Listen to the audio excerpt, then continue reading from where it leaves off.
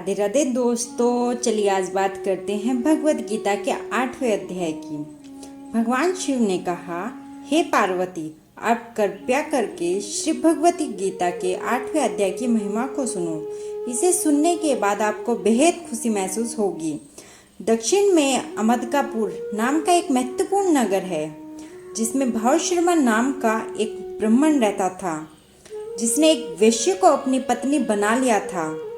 भाव शर्मा को मांस खाना, शराब पीना, चोरी करना, दूसरों की स्त्रियों के साथ रहना अच्छा लगता था और शिकार करना।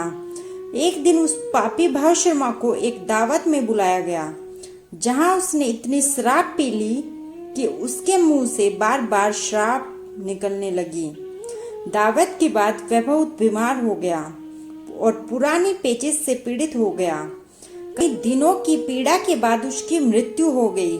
उसने खजूर के पेड़ के शरीर प्राप्त किया। एक दिन दो ब्रह्मा राक्षस भूत आए, पेड़ के नीचे शरण ली। उनकी पिछली जीवन कथा इस प्रकार थी। कुशिबल नाम का एक ब्राह्मण था, जो वेदों का बहुत विद्वान था और जिसके ज्ञान की सभी शाखाओं का अध्ययन किया था। उसकी पत्नी का नाम कुमिति था, जो बहुत दुष्ट स्वभाव की थी। यद्यपि वह ब्राह्मण बहुत विद्वान था, परंतु वह बहुत लालची भी था। वह अपनी पत्नी के साथ प्रतिदिन बहुत सारा दान इकट्ठा करता था, लेकिन वह कभी किसी अन्य ब्राह्मण को दान नहीं देता था। जब उनकी मृत्यु का समय आया तो वे दोनों ब्रह्म राक्षस के रूप में प्राप्त हुए।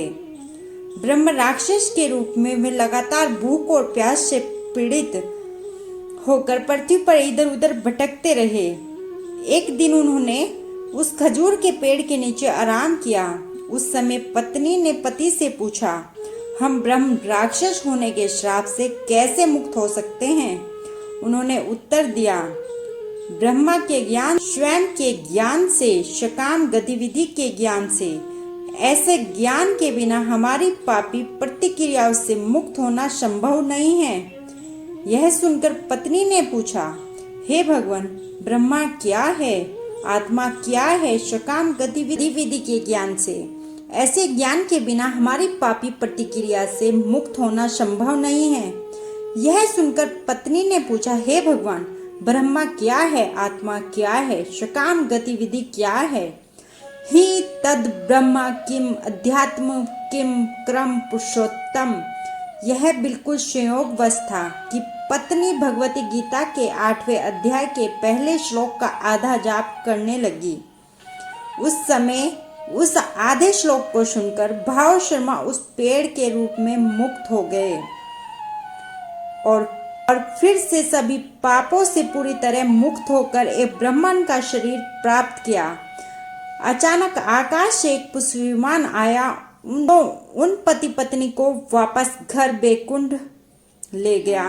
मन भाव शर्मा ने बड़े आदर के साथ उस आधे श्लोक की तद ब्रह्म की अध्यात्मम की क्रम पुरुषोत्तम को लिपिबंद किया और भगवान श्री कृष्ण की पूजा करने के इरादे से वह काशीपुरी में जाकर निरंतर उसका जप करते हुए घोर तपस्या करने लगा। आधा श्लोक इस बीच वैकुंठ में लक्ष्मी ने भगवान विष्णु को देखा, जो आराम से अचानक उठे थे।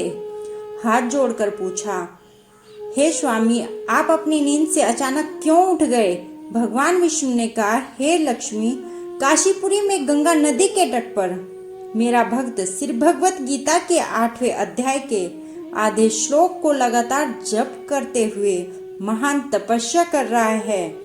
बहुत दिनों से मैं सोच रहा था कि उसकी भक्ति का पुरस्कार कैसे दूं। पार्वती ने भगवान शिव से पूछा। जब भगवान विष्णु अपने भक्त से इतने प्रसन्न थे तो उन्होंने उसे क्या आशीर्वाद दिया? भगवान शिव ने कहा, भाव शर्मा भगवान विष्णु के चरण कमलों में शाश्वत सेवा में संकलन होने के लिए वैकुंठ गए। इतना ही नहीं, बल्कि उनके सभी पूर्वजों को भी भगवान विष्णु के चरण कमल प्राप्त हुए। हे पार्वती, मैंने तुम्हें भगवत गीता के 8वें अध्याय की महिमा का वर्णन किया है। राधे राधे दोस्तों।